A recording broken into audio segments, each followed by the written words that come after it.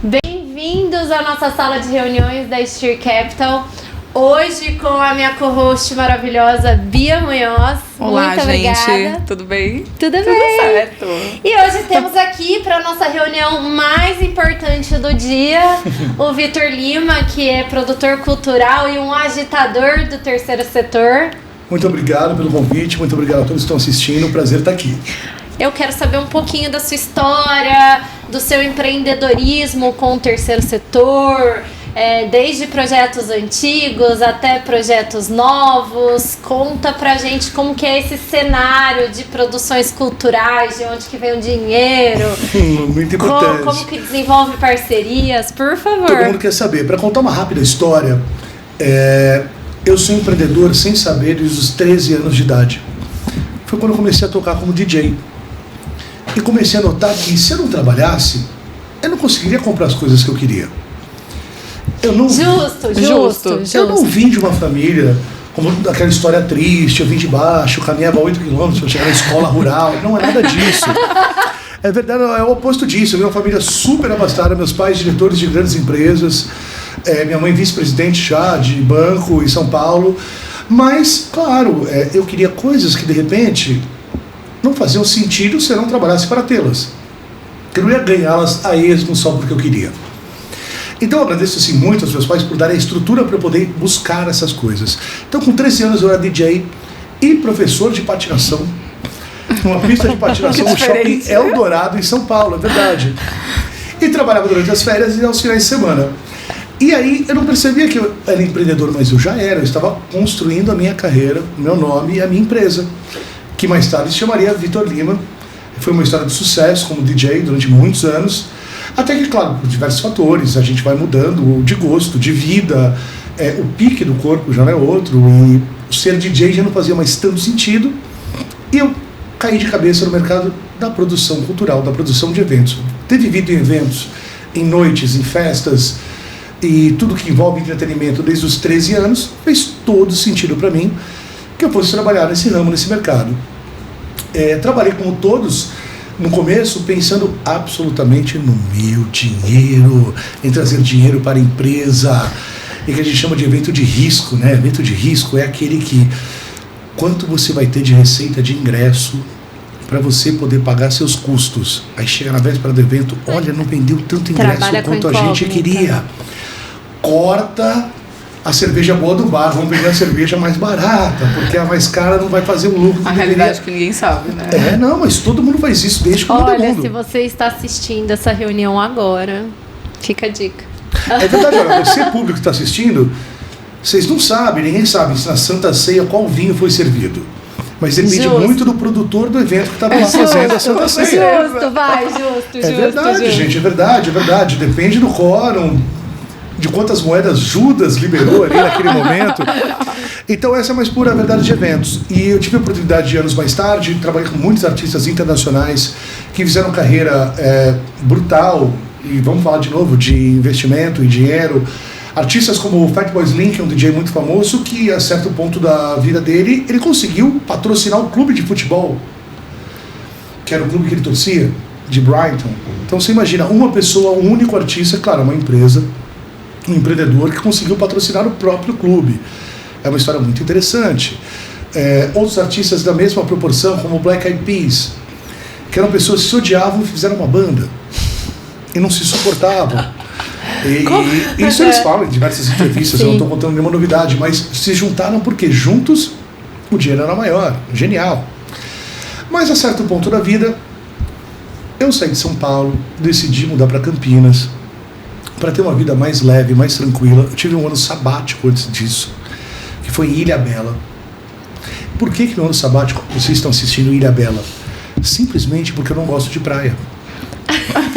Eu não podia ir para um lugar que eu fosse me divertir horrores. Era para ser um ano sabático, de pensamentos. A gente chamou ele para vir para uma reunião e ele já começa com stand-up.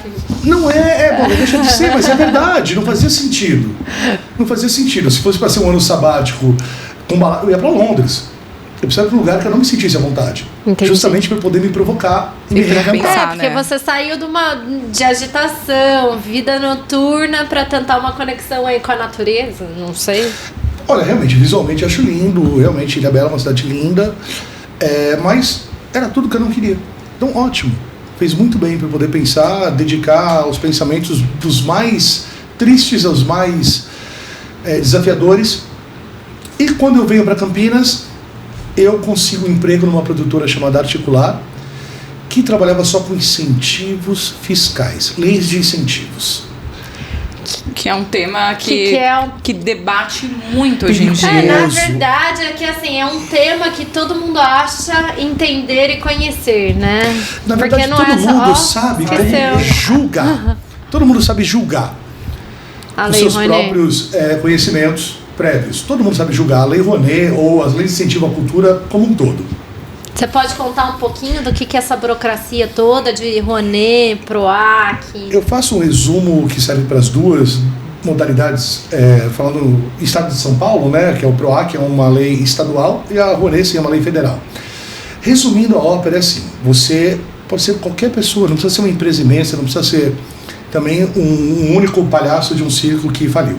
Mas você vai fazer um projeto, e esse projeto vai conter absolutamente detalhado tudo que você vai realizar. Tudo? Até quantos cabos de microfone eu vou precisar, de Absolutamente, repente? até quantos copos de água você vai comprar. Caramba.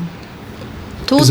Tudo. Tudo. Que Tudo tem que entra numa modalidade parecida com leilão mesmo. Com licitação. Leilão, Não deixa de ser uma modalidade parecida com licitação. É uma licitação para um evento cultural. A gente pode encaixar ele assim? Mais ou menos, porque existem licitações para eventos culturais. Mas a verdade é qual? Se você for pensar em quantos projetos, são cerca, acredito que hoje, pós-pandemia, mais de 1.000 anuais pelo Brasil inteiro que são realizados. Só a Lei Rouanet, né? Só na Lei Rouanet, na federal. Mas é pouco a proporção, né? Não necessariamente. Por quê? Por que existe a Lei Rouanet? Será que se fosse absolutamente tudo estatizado pelo governo federal, o governo federal conseguiria fazer todos esses eventos em todos os estados e cidades onde eles são realizados? Não, o governo não tem perna, não existe um ministério com tanta gente trabalhando em cultura.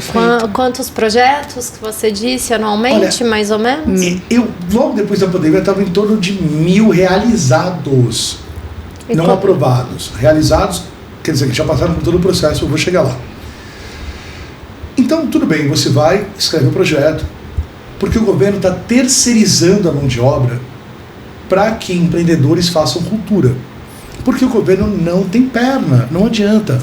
O governo jamais vai ter perna para falar, nossa, vamos fazer um circo aqui para crianças carentes da RMC, lá no bairro São Domingos. Não.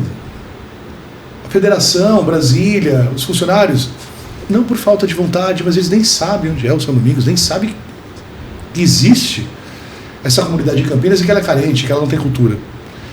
Então, terceiriza-se via lei de incentivo. Aí que fica interessante. Então, eu faço o projeto com absolutamente todos os custos previstos. Eu não posso mexer neles. Não há forma. E aí o governo fala, ok, seu projeto é válido para a Federação Brasileira. Seu projeto vai agregar para o nosso país. Muito bem, parabéns. Agora você pode ir lá captar com empresas privadas. Empresas privadas. Há empresas públicas, há as de capitais aberto. Petrobras, Banco do Brasil, são estatais, mas tem acionistas privados. Então essa coisa de a Lei Rouanet, o fulano ganhou tantos milhões do governo, ninguém ganha um único real, eu não ganho um copo de água do governo federal ou estadual quando eu faço um projeto cultural. Pelo contrário, as empresas que sejam de lucro real... Não pode ser lucro presumido. Exato. Então não são empresas pequenas, podem destinar até 4% do imposto de renda para projetos culturais. Ela pode dividir esses 4%. Vamos supor, um banco tem milhões. 4% do imposto de renda de um banco são milhões. Eles podem destinar a vários projetos, podem pulverizar ou podem concentrar nos que eles mais gostarem. Então, essa é a primeira batalha. Você tem centenas de milhares de projetos aprovados, você tem que buscar empresas E aí eu faço, além de eu desenvolver um material impresso para apresentação do governo, para passar por todo o processo de aferição... Hoje em dia é tudo online. Menos mal, que mas verdade seja dita. Eu tenho que levantar todos os dados, todos os fornecedores e tudo. Depois eu tenho que fazer um outro projeto para começar a bater porta a porta. Porque não é assim, passei no processo, o governo vai pegar uma listagem, vai me entregar e falar assim, faça a captação com, essas empresas. Não, então outra coisa importante é que isso, claro, é moroso, demora. Então, muitas vezes você aprova um projeto em 1 ano, você vai conseguir captar e começar a realizar 2 anos depois. Caramba. Se nesse meio tempo teve uma big crise do petróleo, o custo do gerador de energia triplicou. E você só tem aquele valor que estava aprovado. E aí você precisa ainda adequar a parte... É quase impossível adequar. É impossível prever. Mas também tem um outro aspecto, né? Que eu tenho que, na captação, levantar até uma porcentagem para eu começar a retirar o dinheiro. Não tem um quesito desse? Qualquer projeto, para você Porque começar... não é assim, eu aprovei e vou lá... Tipo, fechei com a Bia aceitou, ela tem aí o lucro. Ela patrocinou uma cota. Não significa que se ela me deu uma cota de R$1.000 e o meu projeto era de 10 mil, que eu posso começar usando esse R$1.000 dela. Exatamente. Quantos % que eu tenho que ter captado? 20% para o projeto começar a ser considerado, mesmo após aprovado. E para você realizar, proporcional.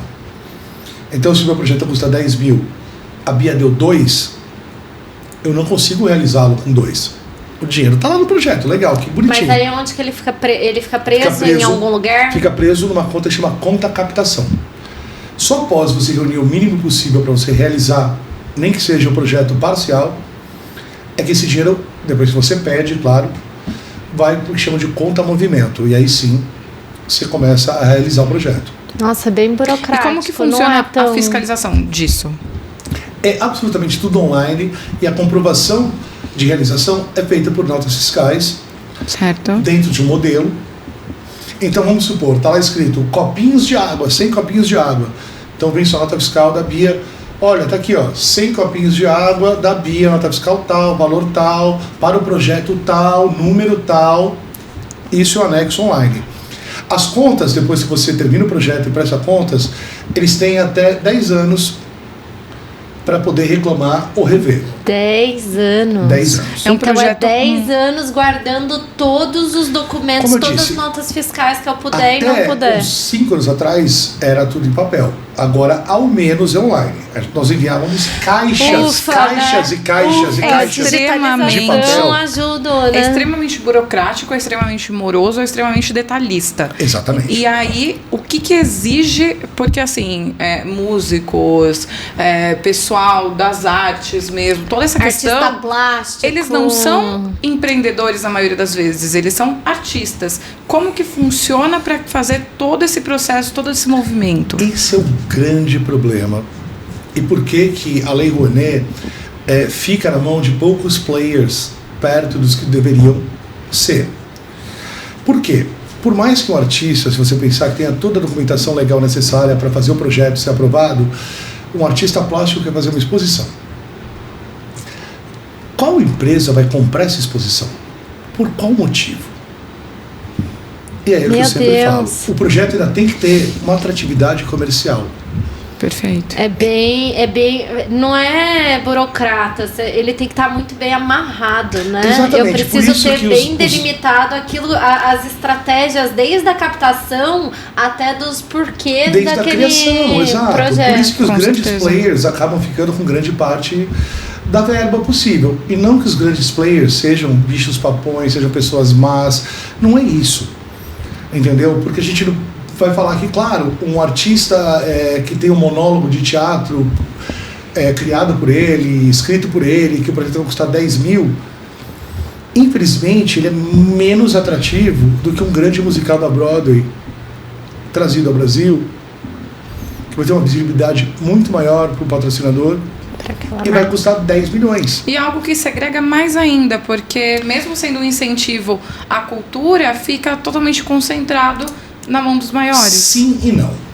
Eu posso falar que é uma grande parcela, mas se não existisse isso, nenhum dos menores também teria a menor chance. Aí vem o outro lado dos projetos culturais.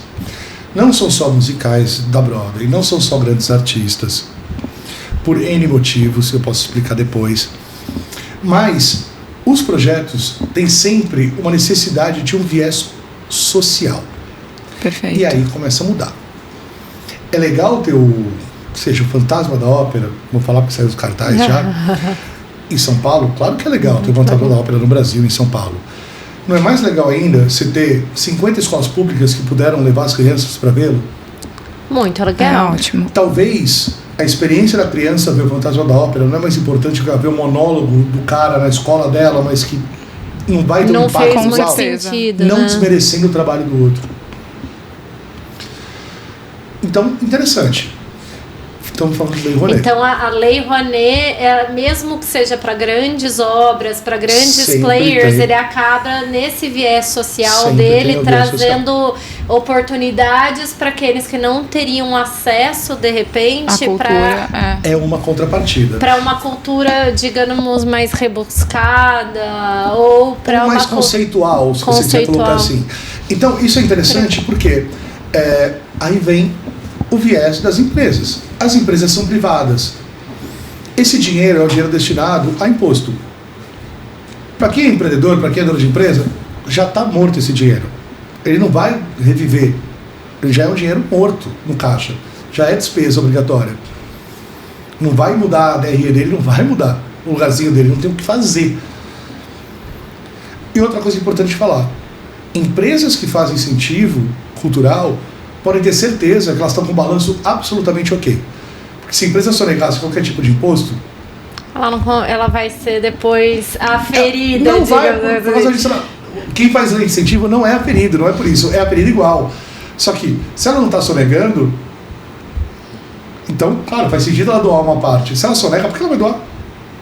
Ninguém é obrigado. Sem falar que ainda ela pode, com esse valor, né, fazer uma exposição da marca dela. Exato. Exatamente. Entra a Porque parte de seria marketing das empresas. uma verba que, digamos, que ela só faria o pagamento do governo para fatia dele do Isso. bolo, e aí ele usa essa questão também para se promover, falar que é uma empresa do terceiro setor. Toda empresa tem o direito de exposição de marca nos projetos em que ela patrocina.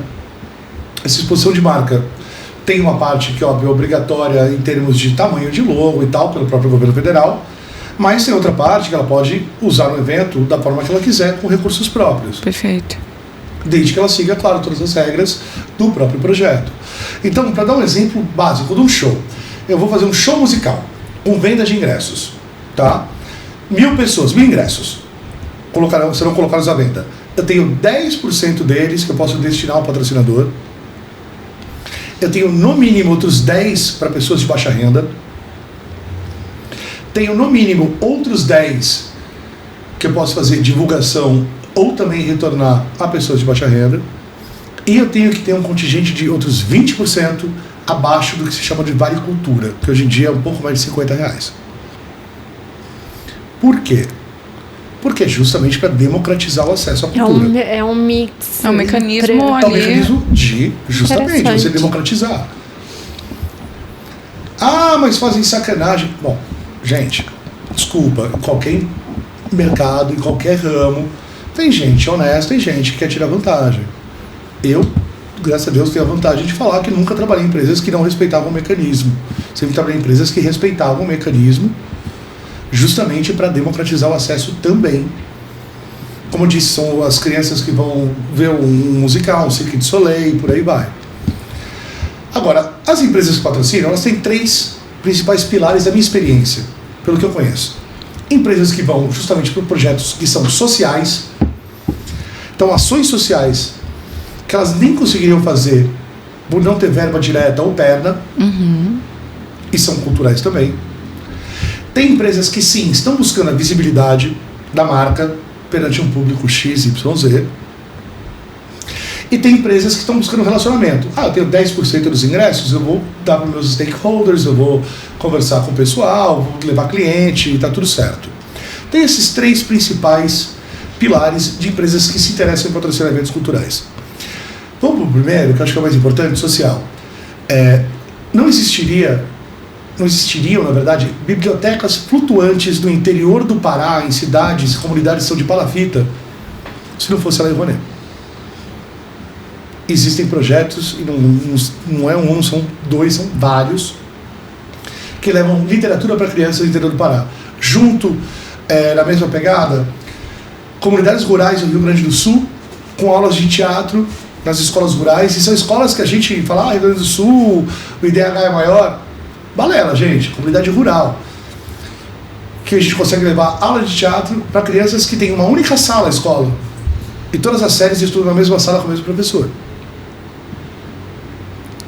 Então a gente leva aulas de teatro lá e depois ensina essa peça. Nossa, é tanta gente recebendo a oportunidade de estar perto da próxima cultura, porque é tão importante, é muito importante a cultura na nossa vida e na nossa realidade. A cultura, não pensem só como entretenimento.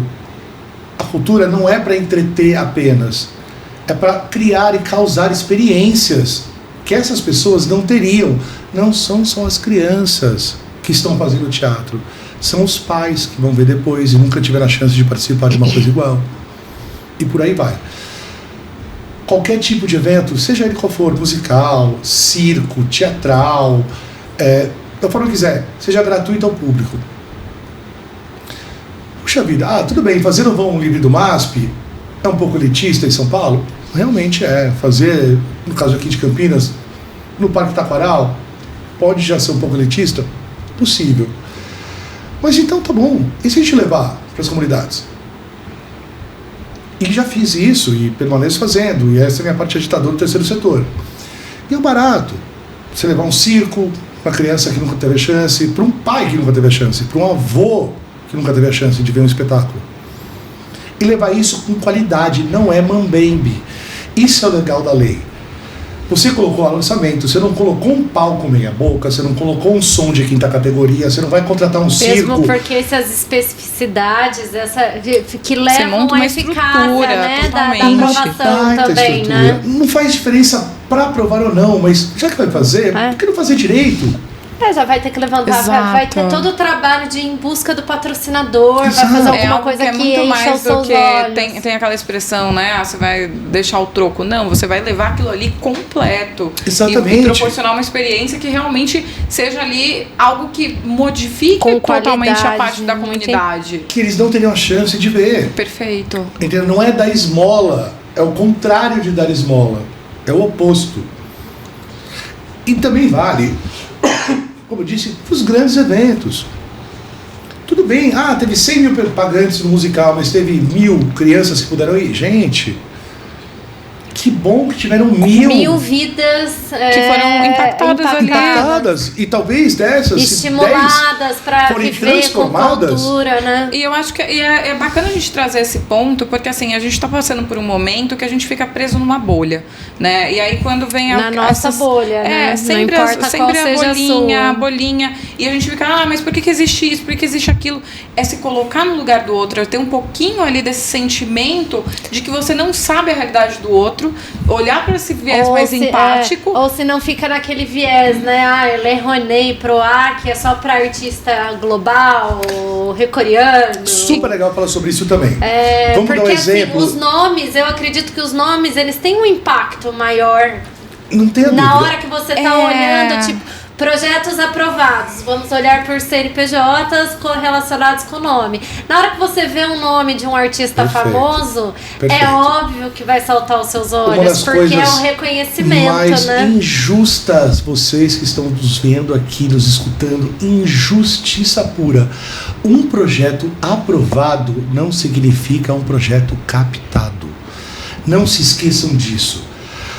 Mas puxa vida, o show do Roberto Carlos está na Lei Rouanet. Nunca existiu, por isso eu vou dar um exemplo fictício. Você fala, meu Deus, está lá 10 milhões aprovado. Aprovado não é captado. Significa que ele pode sair a bater na porta das empresas em busca não significa que já foi realizado. Se a empresa quiser aportar e aprovar este evento em particular, é uma escolha dela, se o projeto está aprovado e legalizado. Agora, será que o impacto social, cultural é o que ela espera? Outra coisa muito importante, existem tetos de gasto. Gente, tetos de gasto. Quando é lá 10 milhões do Roberto Carlos, não é 10 milhões do bolso do Roberto Carlos. Esses 10 milhões estão inclusos todos os custos de toda a máquina cultural e terceiros que vão trabalhar em volta, da faxineira do hotel, da camareira que vai limpar o hotel onde vão ficar, até o técnico de som, de luz e o artista. E o artista, como todos os outros, tem teto. O teto hoje é 50 mil reais. O Roberto Carlos custa 50 mil reais o cachê dele? Não. A Ivete Sangalo custa isso? Não. Um grande ator? Não. Não, gente.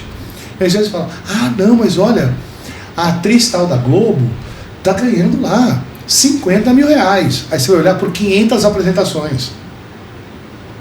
Você acha que ela está fazendo isso porque ela precisa desse dinheiro, ou que ela está realmente querendo fazer algo que ela possa doar alguma coisa para a sociedade sem ter que fazer caridade também? Que querendo ou não, fica meio assim, dou 50% e a Lei Rouanet faz um complemento. Nenhum artista é sozinho. Se você vai pedir, você pode fazer um show beneficente? Quantas vezes, quantas entidades que eu já trabalhei juntos. O artista doou o cachê. O artista sim, e a equipe dele? A equipe dele precisa daquilo. O cara não pode trabalhar de graça. Sim. E o motorista? Que põe dirige? Equipamento, tira E equipamento. E a senhora que arruma um camarim e passa roupa pro pessoal? E o pessoal da técnica?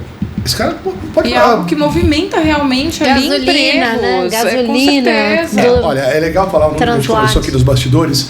A cada um único real investido na Lei de Incentivo à Cultura, seja ela Rouanet ou PROAC, que é estadual de São Paulo, eu já falo a diferença que é muito simples, retornam 1,65. Esse 1,65 fora os impostos. Quer dizer, então os 4% que o governo abre mão de ganhar destinando a empresa a um projeto cultural, ele recebe ele e ainda ganha mais 2. De qualquer forma, porque para fazer qualquer coisa eu preciso emitir minhas notas fiscais. Exato, mesmo porque minha única comprovação aceitada e aceitável e é natural isso são notas fiscais. E recolhe todos os impostos normalmente, olha que né? Bom investimento. Não tem uma Olha que bom investimento. O governo leva a marca dele no evento, ele terceiriza, ele alcança a população que ele não alcançaria, ele deixa de ganhar por um período até 4% e retorna para ele depois 6%.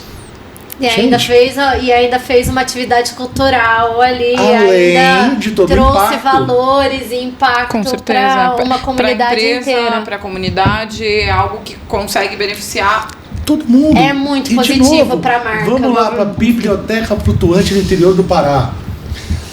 As pessoas que estão na biblioteca têm que comer. Elas vão comer aonde? No Pará. Vamos inventar a economia local. Elas vão ter que dormir em algum lugar. Se eu fizer um evento ali numa comunidade, eu vou precisar me alimentar também? Vai precisar dormir? Vou precisar dormir. E por aí vai. Vou precisar, de repente, de um figurino, se for um show de música, né? Um teatro. E tudo que a gente pode... É uma escala muito grande de movimentação. Tem um teatro, no teatro numa praça, legal, na praça eu vou alugar cadeiras, então tem que alugar cadeiras. Então, e normalmente o fornecedor é um fornecedor local ali, ou regional. Dependendo da distância, claro. Não faz sentido, eu vou levar cadeiras de São Paulo, não vou levar um gerador de energia. Acaba que esses projetos movimentando a economia local, com certeza. É uma loucura o quanto movimenta e o quanto muda, não só a experiência pessoal, cultural, para a cidade ou para as pessoas que ali estiveram, como todo o mercado. Então, assim, eu acho muito complicado julgar mesmo os grandes sem entender como realmente a roda econômica gira. A cadeia é muito mais do que o nome que está ali em destaque na aprovação. E geralmente esses projetos eles são criados por produtores culturais. Sim, geralmente não. Única e absolutamente. Por quê? Toda empresa, para ser passível de pleitear a inscrição de um projeto cultural, tem que ter, claro, no seu contrato social, um ou mais quinais ligados à cultura. Certo. Quando você é um produtor cultural pequeno ou sem experiência no mercado, você tem um limite para o primeiro projeto, que são R$200 mil no primeiro projeto. Que é justamente para ninguém vai dar R$10 milhões para aprovar, porque ele não vai captar. Porque não tem o feeling ainda da captação, né? Exatamente. Porque a captação não é tão simples assim, né? Agora, vamos lá de novo. Um exemplo grande. O musical com artistas da Globo. Tá bom. Tá lá o fulano, o ciclano, tal, são famosos. Gente, o pessoal esquece, tem o figurinista, tem o contra-regra, tem a senhora da limpeza, camareira, cenografia. Não é ruim, é muito melhor que eles aconteçam. Por mais que vocês acham injustos, porque mas o cara aqui da minha rua é cantor e não tem chance. Concordo. Ainda não é a distribuição ideal, que estão tentando melhorar e mudar com as novas leis Aldir Blanc e Paulo Gustavo. Essas sim são leis para, como se fossem microprojetos culturais. Essas sim fazem sentido. Mas se não houvesse as leis de incentivo, seria muito pior. Porque como eu entrar falando. em contato com uma empresa e falar assim, é o seguinte, não te dou garantias nenhum, é só exposição da marca, né? Eu acredito que seria sem um apoio de redução de impostos ou outras questões. Não são todas as empresas que acreditam em projetos culturais, a gente sabe disso. Não né? são todas as empresas que acreditam na lei. Tem muitas empresas... Até mesmo com a lei há dificuldade Eu de acho captação. que é por conta de todos os estigmas que surgiram em cima da lei. Todo o preconceito que foi colocado em cima da lei, porque assim, a imprensa ela é muito enviesada politicamente. Então, muitas vezes é divulgado, a gente está fazendo aqui uma quebra de paradigma, por exemplo. Porque até então, quando você fala de lei Rouanet, você chama, sei lá, chamar meu pai. Meu pai, que ele assiste ali a imprensa ali todos os dias e toda vez que fala de Lei Rouanet, fala sobre o mesmo ponto de foco. Quando você cria esse movimento de desmistificar tudo isso, é muito importante. Só que as empresas elas têm um pouco de medo e receio. Eu, inclusive, recentemente a gente foi abordado por um produtor falando da empresa. Enfim, a empresa não tem lucro real ainda. E ainda toda essa questão. Por quê? E mesmo assim você fica com o pé atrás. Porque houve todo esse preconceito Será que é realmente certo? Será que existe esse bipolarismo, né? Claro, você pensa em cultura, você vai pensar em viés político absolutamente esquerdista, absolutamente bolivariano em termos assistencialistas. E o mais engraçado é que quando é um artista de ultradireita que está na lei, ainda falam mal também. A velha frase, mamou na teta do governo. Gente, de novo, o governo não me dá um copo d'água. Pelo contrário, me cobra pra caramba. Então, assim, olha aqui minha cara de ultra-esquerda, ultra-direita. Não, gente, eu não sou produtor cultural. Eu acredito no produto, no projeto. Esquece. Na mudança de vidas político. Também, né? Por conta de um projeto que você minha vai coisa conseguir. De terceiro setor, minha Vitor. Não é necessariamente porque eu sou bolivariano, ou não sou, ou sou comunista. Não é nada disso. E há, claro, um grande preconceito. Agora, lembrando que a Lei de Incentivo à Cultura foi aprovada em 1994. Está sendo mais debatido hoje em dia, porque, claro, a internet, a forma que a gente tem de globalizar as coisas hoje, as informações são muito maiores e também de exprimir opiniões são muito maiores e muito mais rápidas, né? E muito mais reduzidas ao mesmo tempo. Porque a informação ela é liberada literalmente em partes. Ninguém assiste mais uma notícia por completo, lê um texto por completo, é somente o título. Fulano recebeu X de incentivo. Mas é que a gente está num mundo hoje que a gente consome informação o tempo todo, nível TikTok, rápido, 15 segundos, 30 segundos, já dispersou o público ali, né? Exatamente. Bom, estou formado em jornalismo numa época que ainda existia impresso, né? A Luísa também. Essa jornalista também. Falou, assim, eu gostava muito de teoria da comunicação. Quando eu tinha a história do gatekeeper. O que era o gatekeeper? Era um filtro, né? Antes de você, como jornalista, como colunista, o que seja, você filtrava o que era importante. Então você olhava aquilo, isso daqui eu via meio mentira, não vou publicar. Hoje em dia não, todo mundo publica o que quiser. Polarizou, e acredita quem quer. Polarizou. Mas assim, em termos de lei, empreendedorismo cultural, se não houvesse as leis de incentivo, esquece, porque olha Você acha que seria reduzido, assim, as opções de teatro, as opções de ações culturais em bairro? Eu arrisco a dizer que talvez extintas. eu arrisco a dizer que talvez extintas. Porque talvez são o que produções houvesse... caras também, né? Não, então, justamente porque talvez o que houvesse foram o que a gente falou de esmola, né? Eu vou lá mostrar minha arte de graça, sem estrutura, sem preparo, sem o mínimo de condição, não sai legal. E ainda tem a questão da fiscalização também. A gente vive também em outra bolha, São Paulo. São Paulo tem, principalmente capital, tem muitos lugares, tem muitos centros culturais, mas Campinas no restante também do país, Campinas né? também. Muito privilegiada. É bastante privilegiado.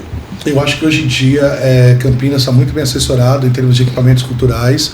A gente tem muitos espaços e eu não tenho o que reclamar como produtor de conseguir usar esses espaços de forma gratuita ou quase gratuita, pagando quantias ínfimas só para poder, claro, ter o mínimo de imposto recolhido para poder realizar eventos culturais gratuitos, seja no Taparal, seja no Teatro Castro Mendes, seja na Estação Cultura. Isso nesse sentido, não só Campinas, para ser bem sincero, é raro ter uma prefeitura, um governo municipal que não queira receber um evento gratuito para a população.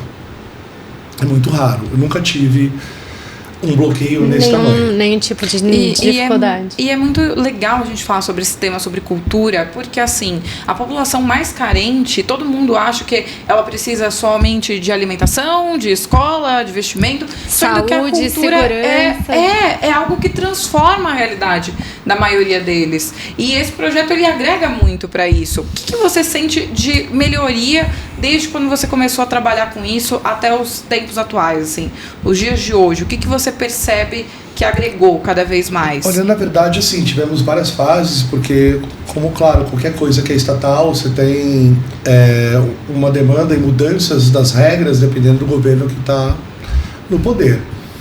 Então, tivemos mudanças drásticas no último governo, como tivemos agora também outras mudanças drásticas no atual.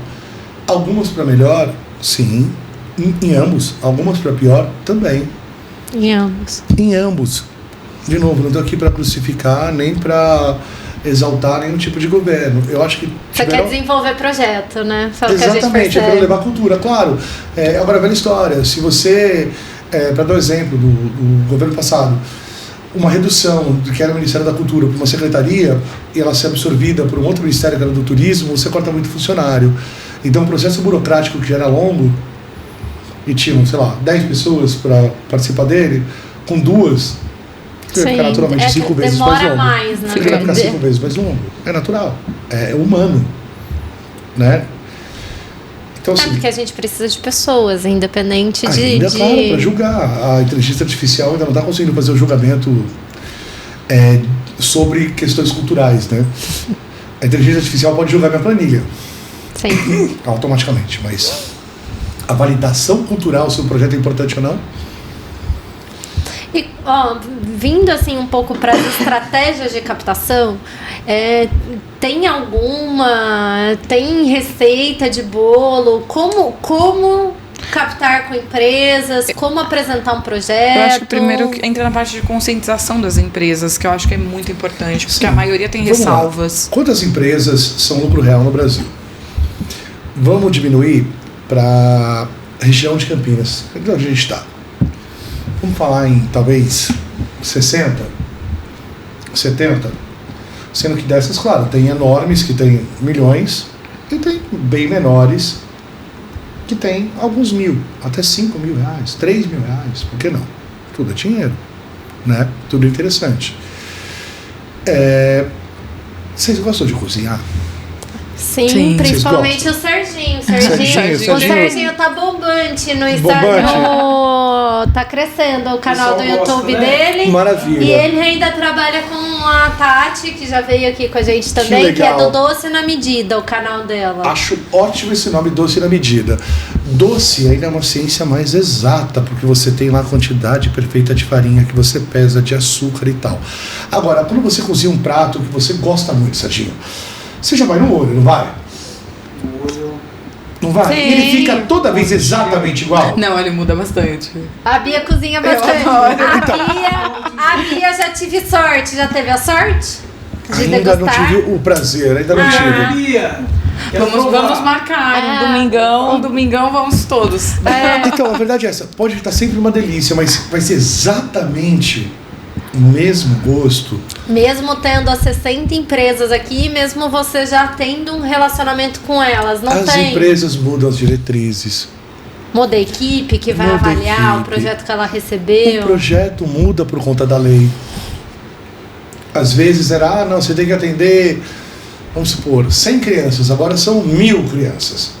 Então, você aumentou 10 vezes o número que você tem que atender, você tem que tirar isso de alguma parte do orçamento. Então a empresa, poxa, mas você não vai fazer então um comercial na TV? Fala, tive que cortar a TV porque eu tenho que atender. Ou vice-versa. Ou, eram 1.000 crianças, agora você vai atender só 100. Também não quero. Eu queria que então fossem modificando 1.000. Tudo. É um tabuleiro de xadrez. Não dá você vai mais do que isso. Então, se você desenvolve 12 projetos no ano, você vai desenvolver 12 projetos diferentes de captação e, de repente, de perfis. Ainda bem que os projetos não precisam ter um único captador, um único patrocinador por ele. Complexo aí esse mercado. Porque então, estamos lá. Eu fiz um projeto agora em 2023. Eu vou captar em 2024. Maravilha. Eu tenho todos os melhores contatos com a Petrobras. Vou falar também porque eu nunca tive com a Petrobras. Sempre tentamos, mas nunca tivemos.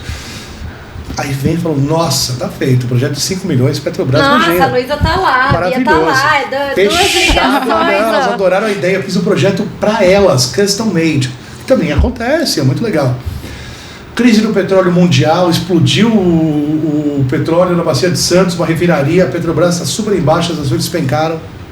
O lucro caiu pra caramba. O imposto de renda é sobre o quê? Renda.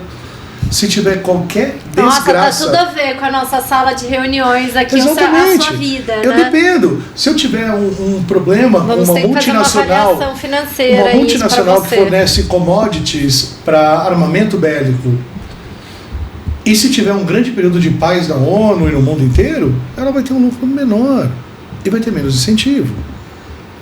Ou vice-versa. Né? São muitos fatores que você não consegue colocar na receitinha, exatamente. Né? Não há uma receita, ela é impossível. Bia, uma Luísa, mais 3 cadeiras, não resolve. É impossível você saber e entender o interesse das pessoas. É o feeling que quem trabalha nessa área vai adquirindo, ou é acertos e erros em cada um dos projetos? Nós temos, eu falo dos projetos que eu trabalhei. Alguns deles eu escrevi, alguns deles eu criei, outros eu só continuei uma pequena receita que já estava mais ou menos montada. Mas, como eu disse, esses 3 principais pilares: social, exposição de marca e network. Esses são os 3 principais gatilhos, não que não existam outros. Então, se você quer criar um projeto cultural que realmente seja comercialmente viável... Posso fazer uma pergunta, de repente uma pergunta nada a ver, ou que você tenha uma luz, dê uma luz para alguém? Vamos supor o seguinte, eu consegui aprovar um projeto Lei Rouanet, PROAC, tá tudo aprovado, tudo bonitinho, a empresa que eu fui apresentar, ela não se encaixa, ela não tem lucro real para ela participar. Eu posso fazer um mix de empresas para esse financiamento, ou são empresas exclusivas que se encaixam dentro da lei? Deve. Você pode ter quantas empresas forem necessárias. Mesmo que eu receba por fora. Ela pode dar um incentivo direto. Se ela tiver uma verba de marketing, fala, olha, eu gosto muito de você. Mas encaixa naquele valor da lei? Entra tudo para cá, se o projeto custa 10 mil, eu receber 5 mil direto e 5 mil via lei de incentivo, eu tenho que falar os 5 mil que eu recebi direto, aonde eu vou tirar dos gastos da minha planilha da lei de incentivo. Você tem que avisar ali naquele projeto. Avisar e aprovar. Olha, 5 mil, então hotel, alimentação, passagem aérea deu 5 mil, estou tirando do projeto, tá? Então eu aviso ali no sisteminha, eu consigo fazer esse mix. Então, se eu sou uma empresa, você me apresentou um projeto e eu vi ali que é aprovado a captar na Lei Rouanet, porque eu acredito que vem isso também na documentação. Absolutamente. Eu achei legal, mas não preciso descartar, eu posso ainda participar sendo investidora. Verba direta, claro. E mantendo. Verba direta, claro. Isso né? não tem problema nenhum. E até para fazer a diferenciação que a gente falou que ia falar do PROAC. O PROAC é o Programa de Ação Cultural do Estado de São Paulo, né, chama PROAC-SP, a sigla é essa, Programa de Ação Cultural do Estado de São Paulo.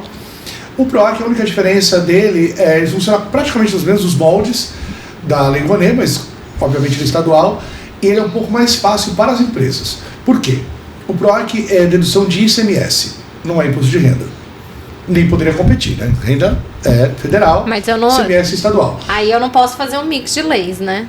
PROAC e Rouanet. Eu tenho que... Na verdade, até pode, mas é bem complexo. Praticamente ninguém faz. Inclusive, eu não vou entrar nos meandros, mas você tem... tudo que é cultura pode ser incentivado, mas você tem 2 artigos principais da Lei de Incentivo Federal, que é o artigo 18 e o 26. Eu não vou entrar nesse meio, porque a gente vai ficar aqui até 5 horas da manhã. Para você realmente explicar isso pra gente. Resumindo, o que é 26 não capta. Fato, pro mercado não capta, não interessa. Entendi. O que interessa é realmente o artigo 18, que sofreu modificações muito interessantes esse ano, que podem ser benéficas ou maléficas. A gente pode discutir já. Mas bom, o PROAC é o seguinte, é ICMS. Só que aí você vai lá na Secretaria da Fazenda, no site dela, cadastra a sua empresa. Olá, eu sou pagador de ICMS, está aqui minha empresa, aqui meu CNPJ.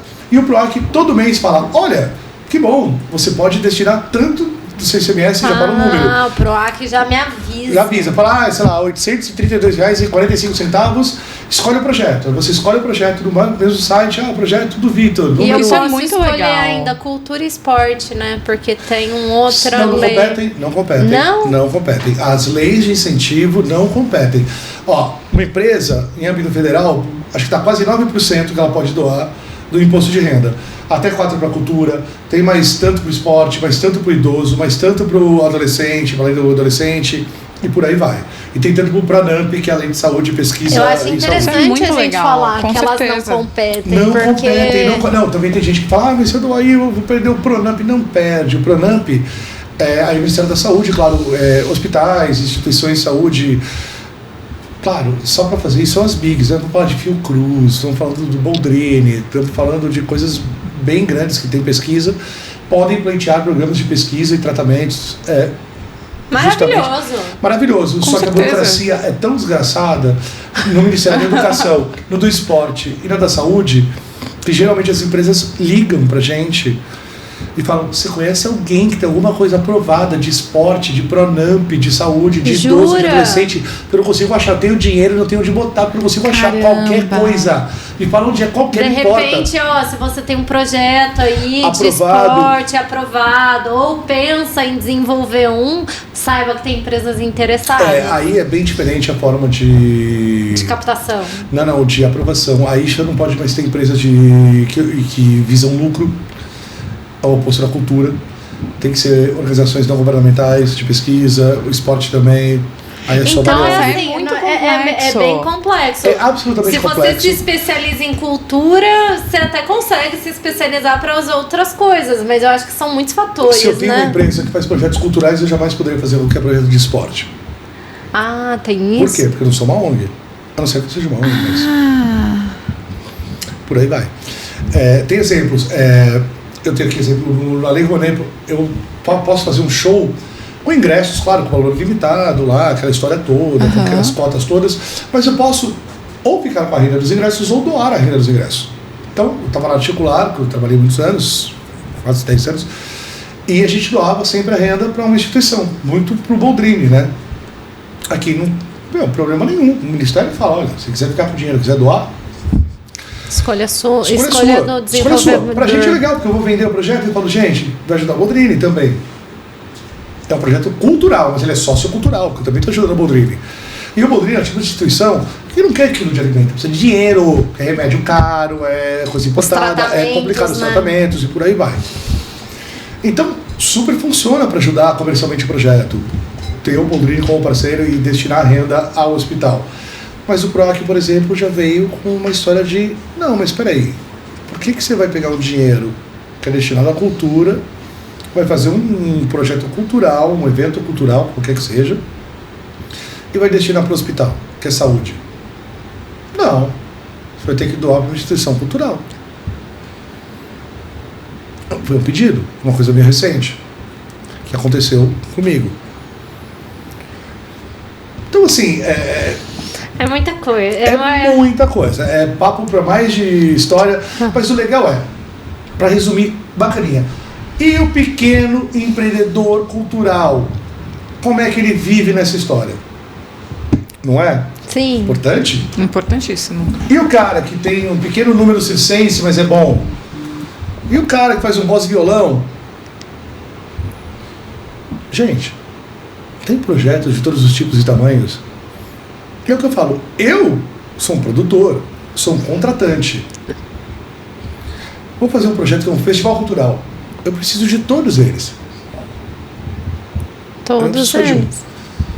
Então, assim, o que eu aconselho é os pequenos artistas que quiserem participar de projetos culturais maiores, todos os projetos, isso é inegável e vem de trocentos governos, não importa a sua linha política, estão disponíveis online, com todas as suas especificações, com tudo que ele vai fazer e tudo que ele vai gastar. Então procurem online. Entrou no site, tem algum site? Tem o Salic, chama Salic, S-A-L-I-C, é um federal. E do PROAC você procura, pode dar um Google PROAC, que você vê todas as informações, você consegue consultar os projetos. Então você fala, opa, peraí, tem um projeto aqui de circo na periferia, legal pra caramba, eu sou palhaço e minha mulher é fotógrafa, vai ter que tirar foto. Uhum. Por que não? Vira um mercado.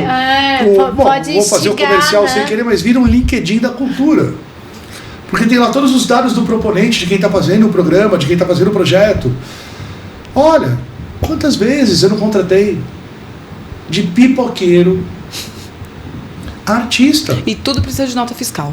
Absolutamente. Agora, se você não fez nem sua MEI, tá com o CNPJ negativado, com o CPF negativado...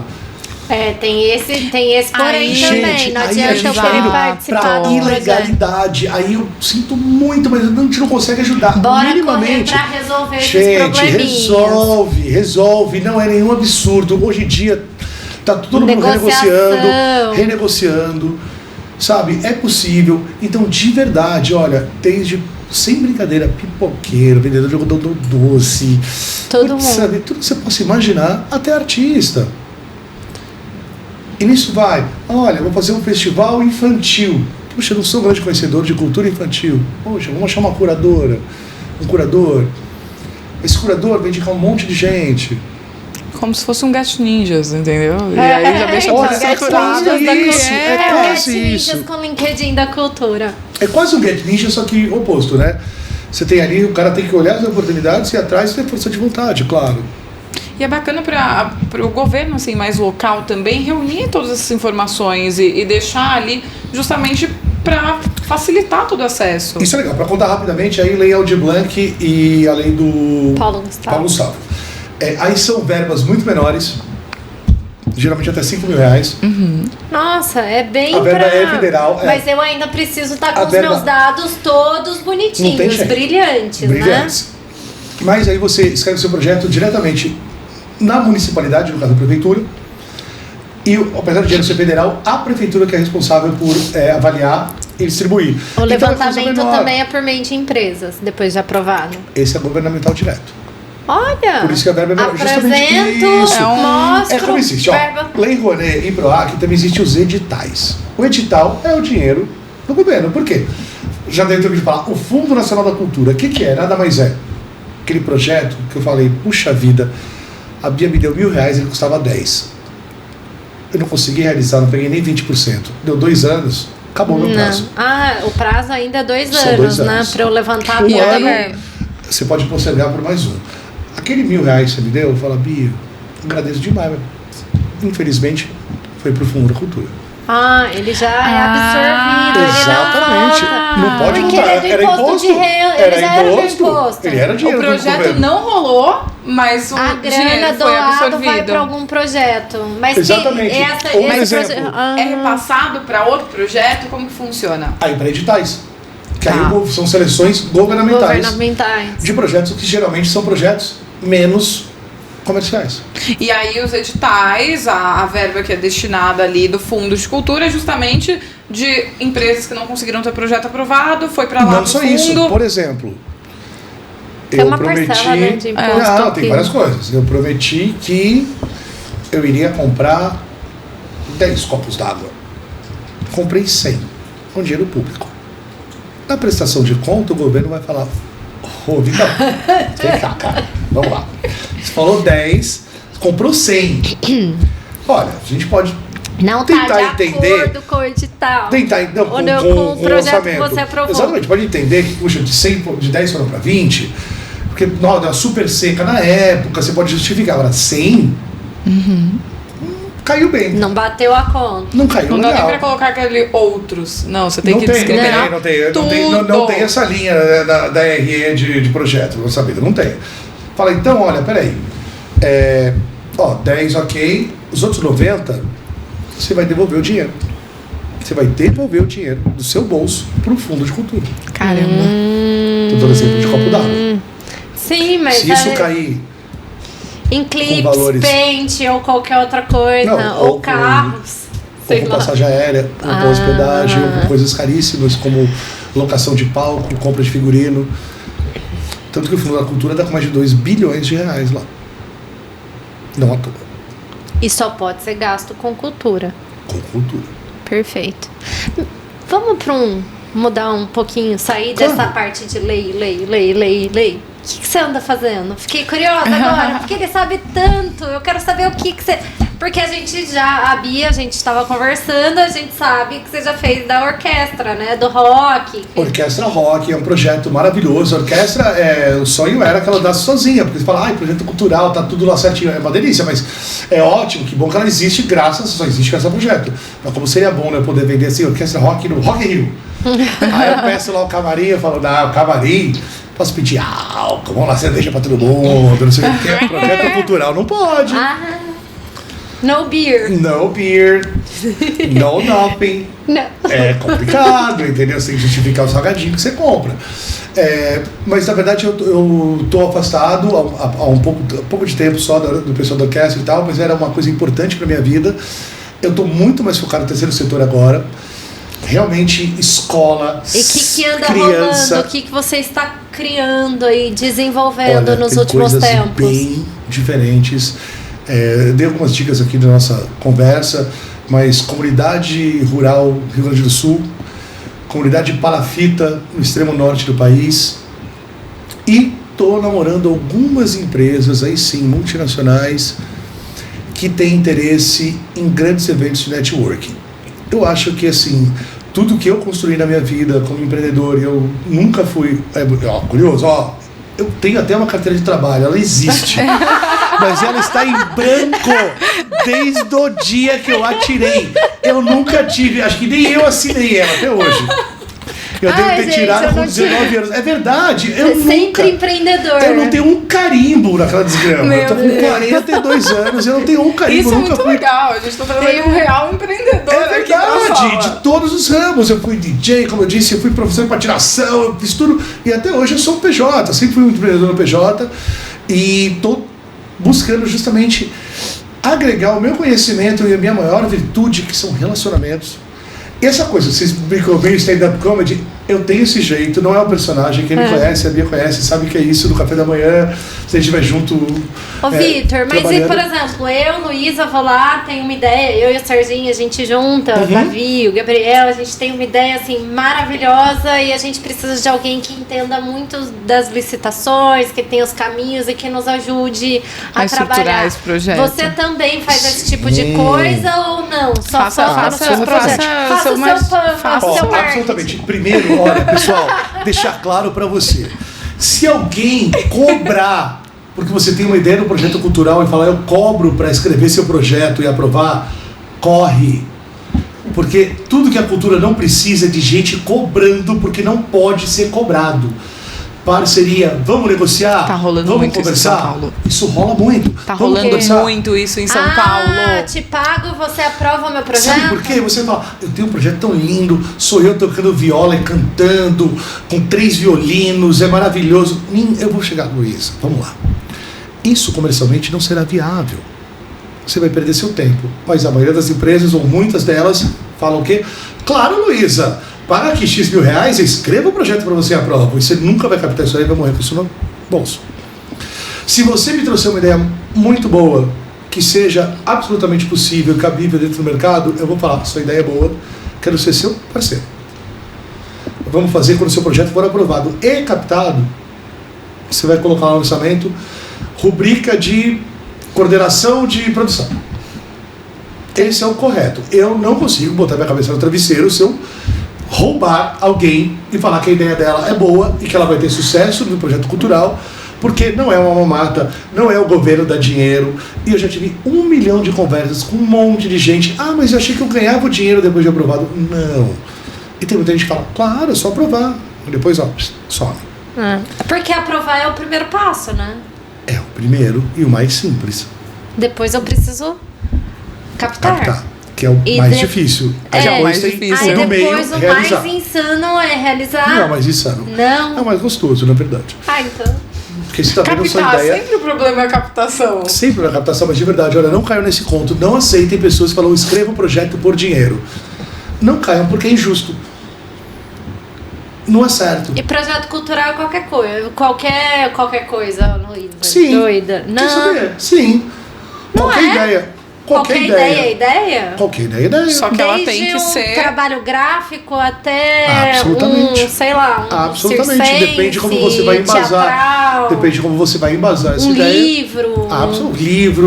Livro fotográfico, livro de arte, peça, todo tipo de peça teatral, seja ela stand-up comedy, seja ela drama, seja ela romance, eu achei que era muito musical. mais voltado pra teatro, assim, pra música. Não, de jeito nenhum.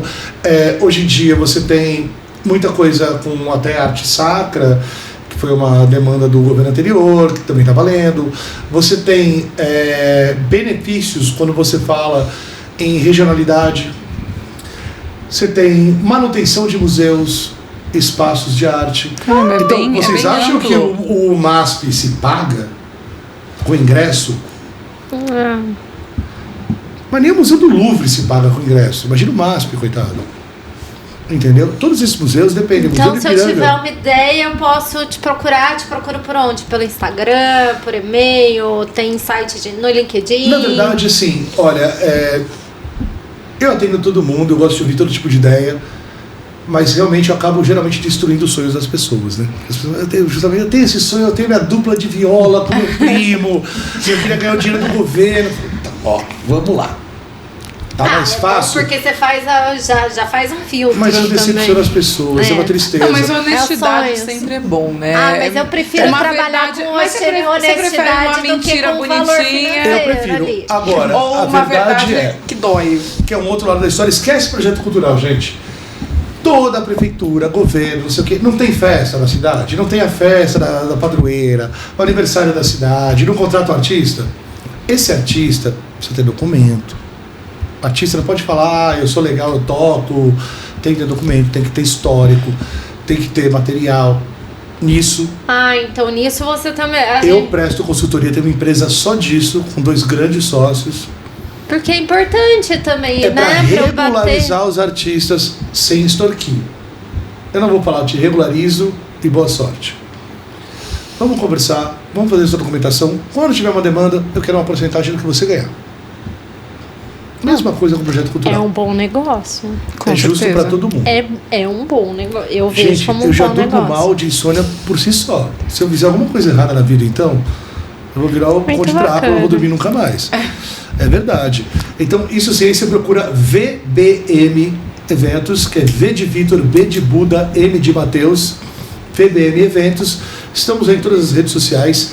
Artistas que estejam interessados em entender melhor como você pode produzir melhor sua carreira em termos institucionais, principalmente com grandes corporações e também com órgãos públicos. Mas isso é um lado bem, justamente, sabe por que nasceu isso? Porque eu fazia um festival de jazz maravilhoso em Ilhabela. E você vê artistas Cadê o ano incríveis. sabático Tá dele? vendo? Ele já tava Vocês curtindo. acreditam, gente? Eu volto de Ilhabela, venho pra Campinas. Eu arrumo um emprego. Primeira coisa, na entrevista de emprego. Você conhece Ilhabela? Conheço. Eu tenho de lá 2 meses. Foi passar férias, não tava morando. Então você conhece, que bom, porque a gente faz um evento lá de 2 semanas por ano. Que é maravilhoso. De novo. Se Agora, você... você quer dar risada? Eu nunca curti Ilhabela morando lá. Quando eu fui trabalhar, eu conheci todo mundo, não é me divertir horrores. Aí eu conheci a todo É mundo. porque você tava no ano sabático. Não, mas quando eu fazia o evento, nossa, eu queria todo mundo. Quanto tempo você ficou fazendo esse evento aí? Foram 8 edições, 8 anos. Caramba! Foram 8 edições. Depois de um ano sabático, 8 anos. Ilha Bela, eu fico 3 meses sem voltar lá, depois volto. Todo ano volta e volta. Que demais. E aí foi muito divertido, muito divertido. Eu tenho histórias homéricas com Ilha Bela.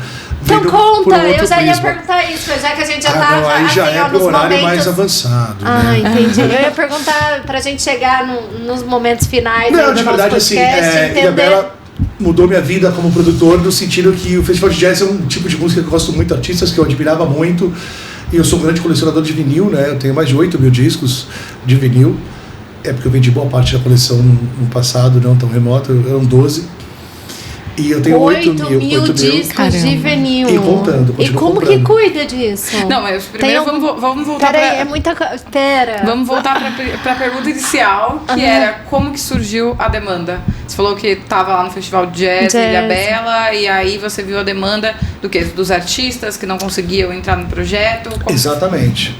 Eu comecei a entender que artistas de jazz renomadíssimos no Brasil e no mundo não tinham empresa.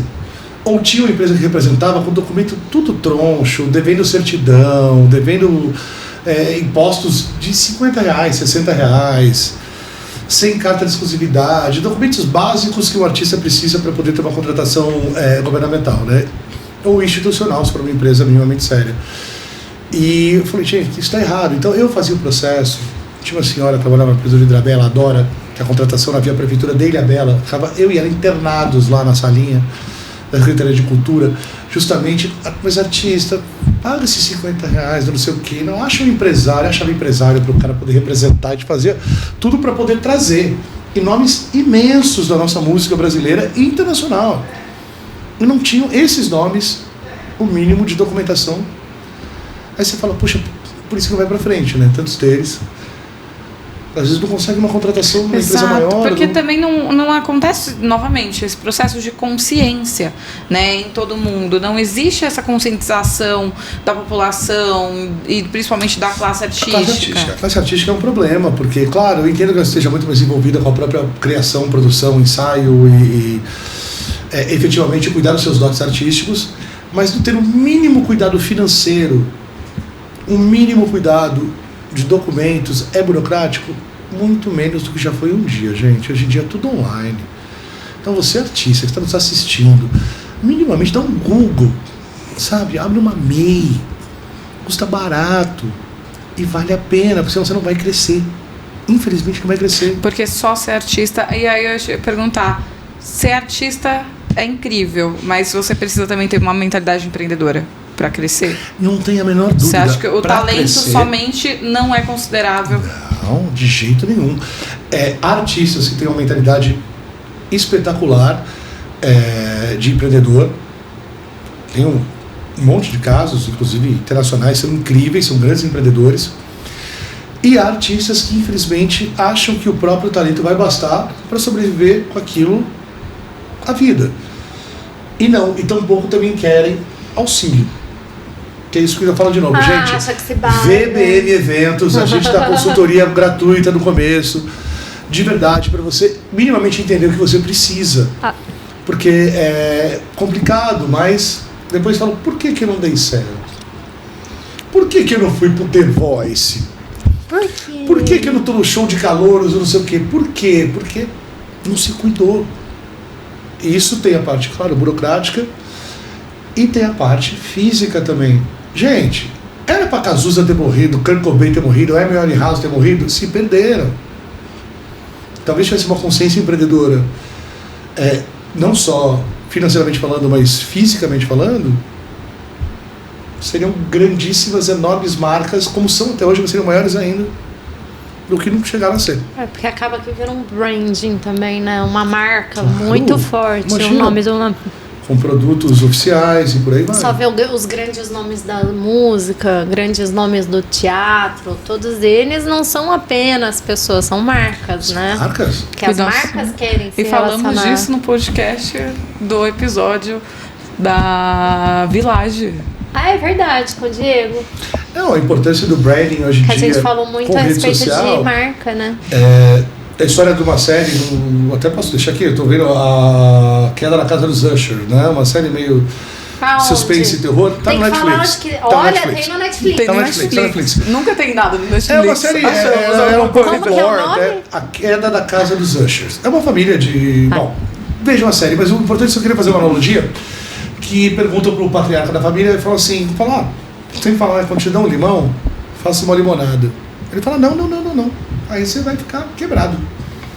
Se der um limão, primeiro você vai pegar uma Kardashian, vai tirar uma foto com o limão, aí você vai lançar a linha de biquíni do limão, depois você vai fazer o limão com formato diferenciado, que você vai produzir uma própria fazenda em forma de limão coração, aí você vai botar ele só nos maiores supermercados de green friendly dos Estados Unidos, isso depois vai ser exportado para o Japão, e aí no final, quando o seu limão estiver bombando, aí você vai vender sua limonada.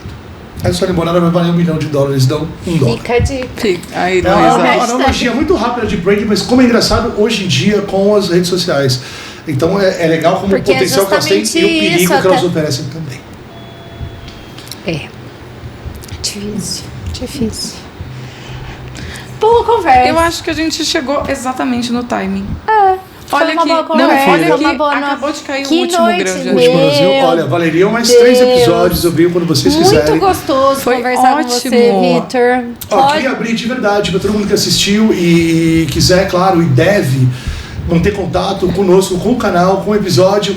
Mandem suas perguntas, né, sobre esse tema, suas críticas. Eu não sei tudo, tô longe de saber, eu trabalhei bastante com isso e é um barato, eu tô aprendendo, porque a lei vai mudando, né, a gente vai mudando e as coisas vão mudando e as empresas vão mudando também, né, em termos do que elas estão buscando como referência, como ideais para investir em cultura e social. Então mandem, é legal mandarem questões, eu adoro ouvir, assim... Ele gosta pouco de conversar, né, Bia? Ele adora, isso é maravilhoso. Engraçado, nem combinou com o podcast. Nem combinou com o podcast, né, gente, Victor? por favor, me chamem, eu uma delícia. Adoro a companhia de vocês. E é gostosa a conversa, né, porque vai rolando. Vai gostando. Não, estamos aqui todos entre amigos, vocês são amigas, não só na frente das câmeras, né, mas também fora delas. Muito bom estar junto aqui. E eu acho que assim, foi uma grande quebra de paradigma hoje aqui. Não, os pra cortes, mim, principalmente. eu tinha uma leve noção, né? Jornalista, adora ler um pouquinho de cada claro, coisa, né? Viciados, né? Estamos aqui, por favor, notícia, comunicação. Aprendi muita coisa hoje, gostosinho. A Luísa adora aprender. Ela ama. Ai, adoro. Eu acho Quem que não, eu acho que é o princípio do ser humano. Todo mundo deveria vir nessa mesma, eu acho que curiosidade é a maior ferramenta que existe. É quando você consegue aprender. É curiosidade a melhor ferramenta para marketing. Eu acho que é isso que a gente precisa. Trazer assuntos cada vez mais completos. Eu sou um viciado em informação também, que nem você. Eu gosto de a fundo, todo tipo de assunto. E gosto de falar bastante também, né? Que é uma delícia, né? Vitor, muito obrigada. Obrigada por ter aceitado o convite. Muito obrigada. Obrigado a vocês, meninas. Um prazer.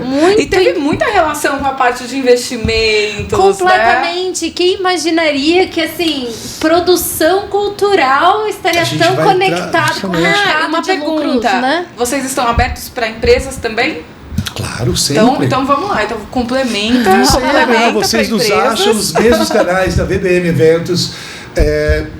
Somos especialistas em qualquer tipo de curadoria ou também assessoria cultural para todos os fins, sejam eles sociais, sejam eles de incentivo e por aí vai. Eventos corporativos também. Eventos corporativos também, por que não?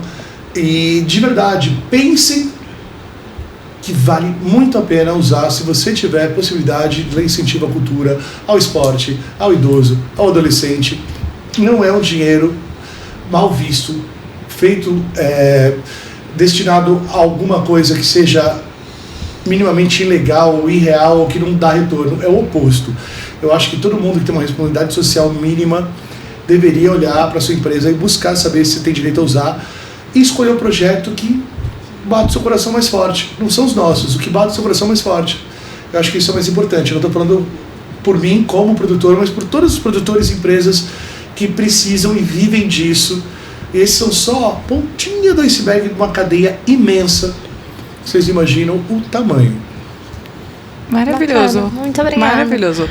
Muito obrigada, Vitor. Muito obrigada. Eu quero agradecer ao pessoal que está assistindo no YouTube, agradecer você que chegou até esse momento do nosso podcast. Se você veio por conta do Vitor, por conta da Bia. A Bia já é nossa co-host. Com certeza que se você veio por conta dela, você já tá nos já seguindo. Comenta, fala, tia Bia. Já tenho, Bia, sou seu fã, porque a Bia tem vários fãs, Anian. Não é pra menos, né? Não. Tantas qualidades e um gabarito desse. Muito obrigada. Por favor, siga, compartilhe. Se tiver dicas, por favor, nos forneça e perguntas, vamos todos. Com certeza. Sempre indicações de convidados também. Estamos sempre abertos a trazer pessoas interessantes como o Vitor e como a Bia para nossa sala de reuniões para vários assuntos. Obrigada. Tchau, tchau, gente. Valeu.